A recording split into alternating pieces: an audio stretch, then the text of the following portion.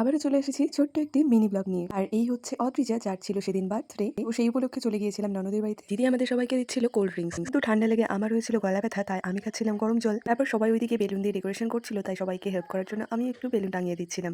আর এই যে বাইরেটা সুন্দর করে ডেকোরেশন করা হয়েছে। আর সেদিন ছিল ভীষণ পরিমাণে গরম। আর ডেকোরেশন করতে করতে কিন্তু এখানে তরমুজ দিচ্ছিল সবাইকে খেতে। আর আমার গলা ব্যথা হলেও আমি কিন্তু তরমুজ খেতে ভীষণ ভালোবাসি, তাই আমিও একটা খেয়ে নিয়েছিলাম। আর এই হচ্ছে অদ্রিজার সুন্দর একটা বার্থডে ড্রেস। সামনে থেকে তো ভীষণই ভালো লাগছিল ড্রেসটা, মনে হচ্ছিল আমি পরে নিই। এরপর ওকে সুন্দর করে ড্রেস পরিয়ে রেডি করে দেওয়া হয়। তারপর কিন্তু সব বাচ্চা কাচ্চা মিলে কেক কাটিং চলে। বড় হওয়ার সাথে সাথে কিন্তু মানুষের জীবন থেকে অনেক কিছুই কমে যায়, যেমন ছোট ছোট বিষয়ে আনন্দিত হওয়া, খুশি হওয়া বা উপভোগ করা। থেকে যায় শুধুমাত্র এই ছোট্টবেলার মধুর স্মৃতিগুলো।